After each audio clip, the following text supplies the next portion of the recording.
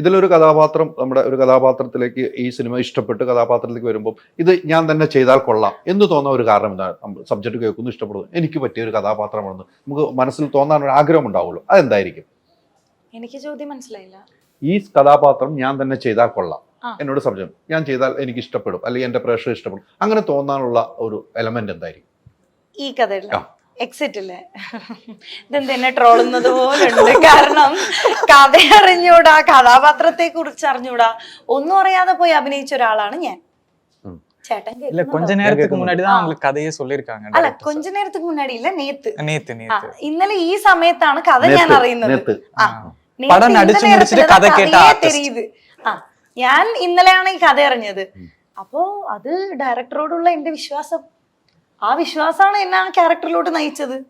ചേട്ടന്റെ ചോദ്യത്തിനുള്ള ഉത്തരം കിട്ടിയോ? തൃപ്തി ആയില്ല. എന്തായിരുന്നു ചോദ്യം? റിപ്പീറ്റ്. ഞാൻ തന്നെ ചെയ്താൽ എന്റെ പ്രേക്ഷകർ ഏറ്റെടുക്കുമെന്ന് തോന്നാനുള്ള കഥ തന്നെയാണെന്ന് പറഞ്ഞല്ലോ. കഥ ഞാൻ അറിഞ്ഞത് ഇന്നലെയാണ്. പിന്നെ ഞാൻ എങ്ങനെയാണ് അത് ഏറ്റെടുത്തു എന്നുള്ള എന്റെ ചോദ്യം. അതെന്റെ വിശ്വാസം, ഡയറക്ടറോടുള്ള എന്റെ വിശ്വാസം. ബെസ്റ്റ് ഫ്രണ്ട്സ് ആയിരുന്നില്ലേ? അതെ. അത് പറയൂ. ഓ, അതായിരുന്നോ ചോദ്യം? ചോദ്യം വ്യക്തമായിരുന്നില്ല. ഞാൻ പറഞ്ഞുതരാം. ഞാനും ഇതിന്റെ ഡയറക്ടർ ഷഹീനും ബെസ്റ്റ് ഫ്രണ്ട്സ് ആണ്. സോ ഷഹീൻ ഒരു മൂവി എടുക്കാൻ പോകുന്നു. അപ്പൊ തീർച്ചയായിട്ടും ഞാൻ അതിലുണ്ടാവണമല്ലോ. അത് ഞാനൊരു ആർട്ടിസ്റ്റ് ആയിരിക്കും, തീർച്ചയായിട്ടും അതിൽ എനിക്ക് അഭിനയിക്കാനൊരു ക്യാരക്ടർ വേണം. അപ്പൊ അതിലൊരു ക്യാരക്ടർ ഉണ്ടായിരുന്നു. പിന്നെ വേറൊരു കാര്യമുണ്ട്, ഈ എക്സിറ്റിൽ പ്രത്യേകിച്ച് ഫീമെയിൽ കഥാപാത്രങ്ങളൊന്നുമില്ല. ഉള്ള ഒരേ ഒരു വ്യക്തി ഞാനാണ്. അപ്പോൾ ഞാൻ അന്ന എന്നുള്ള ഒരു ക്യാരക്ടറാണ് ചെയ്തിട്ടുള്ളത്. പിന്നെ ഞാൻ ചെയ്തിരിക്കുന്നതിൽ ഞാൻ കോൺഫിഡൻ്റ് ആണ്. കാരണം എനിക്ക് തന്നിട്ടുള്ള ഒരു ക്യാരക്ടർ അത് ചെറുതോ വലുതോ ആയിക്കോട്ടെ, എൻ്റെ 100% ഇട്ടിട്ടുണ്ട്.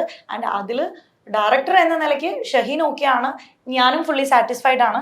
കണ്ട നിങ്ങളും കുഴപ്പമില്ല എന്ന് പറഞ്ഞു, നല്ലതാണെന്ന് പറഞ്ഞു.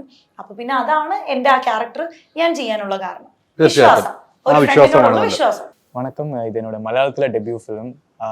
தமிழில் பல படங்கள் பண்ணியிருந்தாலும் ஒரு இன்னொரு லாங்குவேஜில் டெபியூவாக பண்ணுறோம் அப்படிங்கிறது எனக்கு ஃபஸ்ட்டு படம் நடிக்கிற அந்த ஃபீல்டு, அந்த பதட்டம் தான் இன்னும் இருக்குது.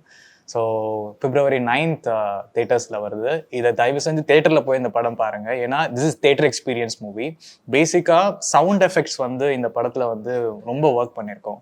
ஸோ அந்த எக்ஸ்பீரியன்ஸ் எல்லாமே உங்களுக்கு தெரியணும், அந்த ஃபீல் எல்லாமே உங்களுக்கு கிடைக்கணும் அப்படின்னா you want to watch this movie in theatres. Please watch this movie in theaters and then appreciate our efforts and all. Thank you so much. തീർച്ചയായിട്ടും പറഞ്ഞതുപോലെ തിയേറ്ററിൽ തന്നെ പോയി കാണണം. ഇനിയും മലയാളത്തിൽ ഒത്തിരി സിനിമ ചെയ്യാൻ താങ്കൾക്ക് അവസരവും ഉണ്ടാകട്ടെ. ரொம்ப നന്ദി. Thank you. ഞങ്ങൾ നിർത്തുന്നില്ല, ഞങ്ങൾ തുടരുന്നു. അപ്പോൾ ഈ പറഞ്ഞതുപോലെ അദ്ദേഹത്തിന് പോകേണ്ട സമയമായി. ഫ്ലൈറ്റ് നമുക്ക് കാത്തിരിക്കില്ലല്ലോ.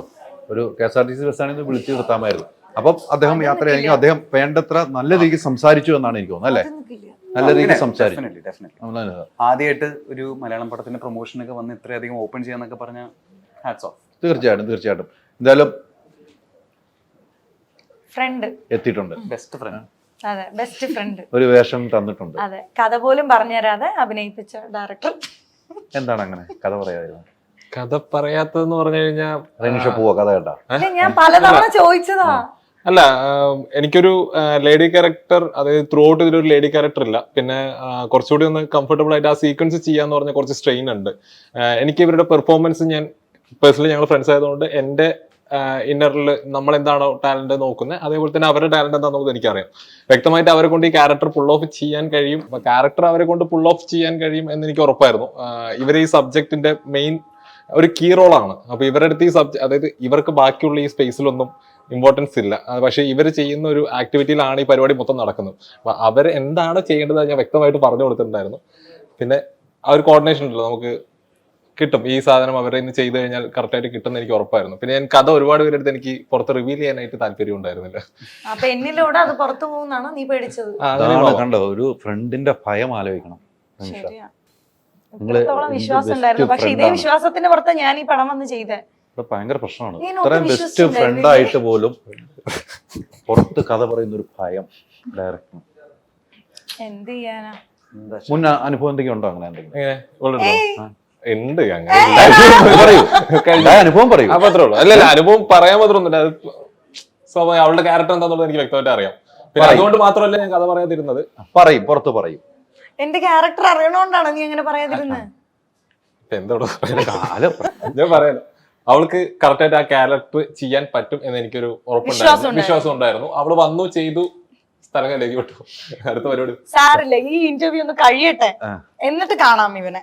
പറഞ്ഞു വിട്ടു, ആ സീൻ കഴിഞ്ഞു അപ്പൊ തന്നെ പറഞ്ഞു വിട്ടു എന്നും കൂടെ ഒരു വാക്ക് പറഞ്ഞു കേട്ടോ. അത് ശരിയാ, അവിടെ നിർത്തിയില്ല. രാത്രിക്ക് രാത്രി എന്നെ പറഞ്ഞു വിട്ടു. ഓക്കെ, നമുക്ക് അടുത്ത ചോദ്യത്തിലോട്ട് ചെയ്ത പോകാം. അടിപൊളിയായില്ലേ? ചെയ്ത അടിപൊളിയായി. ചെയ്ത അല്ല, അത് character പറഞ്ഞല്ലോ, അത് പറഞ്ഞു, ആദ്യം പറഞ്ഞു.